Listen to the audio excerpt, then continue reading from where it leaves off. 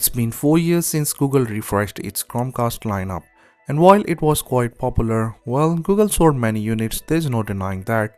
The company is now rebranding and replacing the Chromecast name with its new Google TV streamer. If you saw my in-depth comparison between Chromecast and Apple TV 4K last year, you might remember that I recommended Chromecast as one of the best budget streamers out there. You can check out that video via the link in the description. However, Chromecast was relatively underpowered compared to devices like the Apple TV and even other Android TV media devices such as the Nvidia Shield, which, while pricier, offers significantly better performance, especially if you use streaming devices as gaming hubs. So when Google announced their new device, I was really curious to see how it would compare to the Chromecast. Like, is this really an improvement over its predecessor? Or what enhancements has Google made under the hood that actually matter? And what about the bigger RAM or storage size, which had been a major complaint among Chromecast users? These are some questions I'll dive into today. And hey, while you are at it, why not hit the subscribe button? I'm sure you won't want to miss all the amazing content I've planned for this channel. Now going back to the Google TV streamer, its packaging strikes a balance between simplicity and uniqueness, unfolding in an unexpectedly engaging way that sets it apart from typical product unboxings. Google appears to prioritize sustainability here, using minimal packaging materials in line with the growing commitment many companies have toward environmental conservation. So yeah, thumbs up for that. So inside we have a remote control, more on that in a bit, along with a power adapter and a USB-C cable. We also get some documentation which most of us don't read, and the actual device, which I must say looks sleek, modern and super flat. I mean, this thing looks absolutely thin from the side, and the wedge-shaped design makes it stand out from the competition. The plastic feels premium to touch and the overall shape is quite unique for sure. But here's the kicker, Google didn't include an HDMI cable in the package. That's a bit of a letdown, especially since this device now costs $100, double the price of Chromecast with Google TV, which is a real bummer. So if you don't already have one lying around, be ready to spend a bit more on the HDMI cable. The device doesn't take up much space and Google now wants you to display it next to your TV instead of hiding it away. Yes, we did that with the Chromecast, but things have changed. It is available in two colors, hazel and porcelain, which is the one I have here. It is completely white without any branding or anything, so it's a bit more noticeable next to my LG C3. Most streaming devices these days are small and lightweight, and Google TV Streamer is no exception. It weighs around 160 grams, which is definitely on the lighter side. It has a large rubber pad on the bottom to prevent it from sliding around.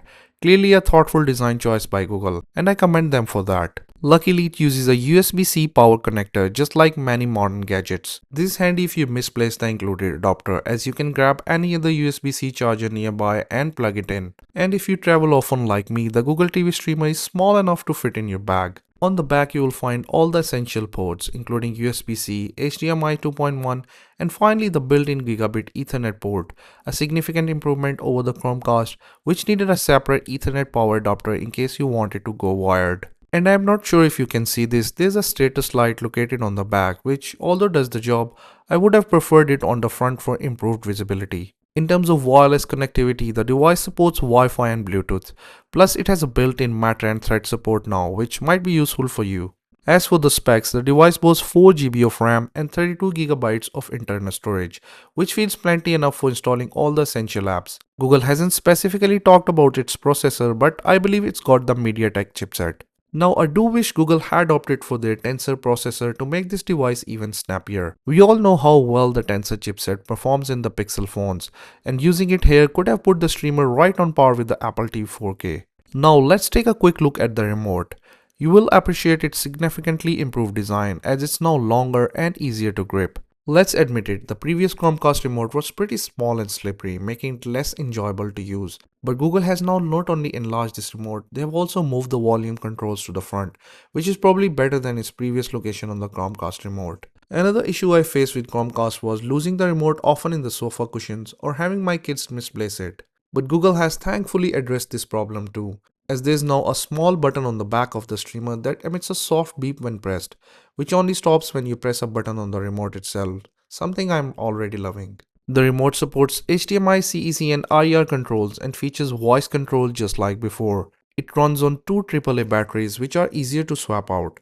However, I believe a rechargeable option similar to Apple's Siri remote would have been a more thoughtful design. It also features a user configurable shortcut button, allowing you to choose among three options, including access to the home control panel, your favorite app, or to change the device inputs. And if your TV and sound system are compatible, you can configure the Google TV Streamer's remote to manage your other devices thanks to the HDMI CEC feature. Well, when it comes to setting it up, it's really straightforward, especially if you use your Google account on your phone.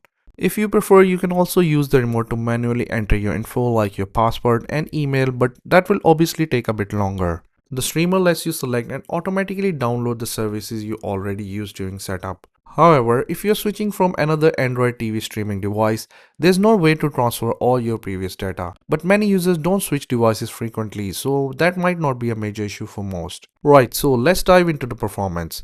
Navigating menus and launching apps feels quick, but it didn't fully meet my initial expectations. Don't get me wrong, it's not slow by any means, but it doesn't significantly outperform the Chromecast with Google TV. And I did encounter occasional stutters and lag, particularly on the home screen, and certain apps like YouTube became unresponsive at times. I should note that there was a software update during setup, but it didn't fix the lag issues for me. So Google, if you're listening, I hope you will roll out another update soon. The device can deliver stunning 4K video quality, supporting a variety of HDR formats, including HDR10 and 10 Plus and Dolby Vision. This means you will get vibrant colors, deep contrast, and an overall immersive viewing experience that will surely enhance your favorite films and shows. My LG CT doesn't support HDR10 Plus, so I couldn't test that, but I would love to hear about your experience with HDR10 Plus in the comments below. In terms of audio, the device excels at playing most audio codecs, including Dolby Atmos, providing a rich and immersive sound. If you have a compatible sound system, you will appreciate how it brings movies and shows to life with dynamic soundscapes. Additionally, if you own Google's Pixel Buds Pro, you can connect them to the Google TV streamer to enjoy spatial audio. This creates a more three-dimensional sound experience, allowing you to feel you're in the middle of the action, whether you're watching an intense action sequence or enjoying a quiet dialogue scene.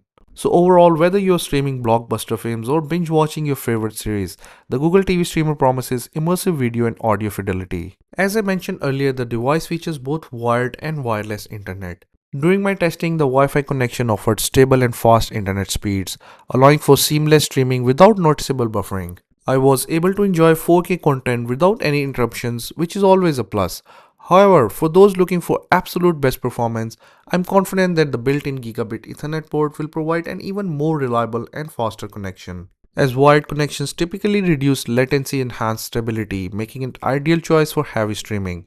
The UI is another area where the Google TV streamer really shines thanks to the Android TV under the hood. I mean, there's a reason most users prefer Android TV as their streaming platform. The device comes with Android TV out of the box. The main screen highlights recommendations from various streaming services, which is great for finding something new to watch. You will also find a dedicated For You tab that curates personalized suggestions based on your viewing habits. Navigating through the interface is generally smooth, but I did notice that it could be a bit cluttered at times, with too many options vying for your attention. Nevertheless, the search function works well, allowing you to quickly find specific things. One of the standout features of Google TV Experience has always been its extensive content availability. You can access all the major streaming services like Netflix, Hulu, Disney Plus, and more. Plus, it integrates with Google Play Movies and TV, allowing you to purchase or rent movies directly. However, some users might miss the absence of certain niche services, so it's worth checking if your favorites are available before making a decision. If you are interested in the Google ecosystem, you will appreciate its built-in smart home capabilities. You can control compatible smart devices directly through the Google TV interface, making it a convenient hub for managing your home. It even supports Google Assistant, allowing you to use voice commands to control playback or adjust your smart home settings. Well, I really didn't test it for gaming. For those interested, the Google TV streamer does offer some casual gaming options through the services like Google Play Games. While it's not designed to replace dedicated gaming consoles, it can handle lighter titles well. Another great feature of the Google TV streamer is its ability to connect a USB-C hub. This allows you to expand the built-in 32 GB storage even further, so you can attach additional drives for all your favorite apps and media without worrying about running out of space. If you would like me to create a separate video on how to connect a USB hub to the Google TV streamer and explore what devices you can attach, let me know in the comment section below. So, is the Google TV streamer worth the upgrade? Overall, it brings several thoughtful improvements, especially in design and usability. However, while it delivers solid performance and a rich content library, it may not feel like a massive leap from the Chromecast for some users. If you are already in the Google ecosystem and value features like smart home integration, it's definitely a compelling option. But if you're looking for cutting edge performance or extensive gaming capabilities, you might want to consider other options. Thanks for watching, and if you found this video helpful, don't forget to like and subscribe for more tech reviews and insights. And let me know in the comments what features are most important to you in a streaming device. I would love to hear your thoughts.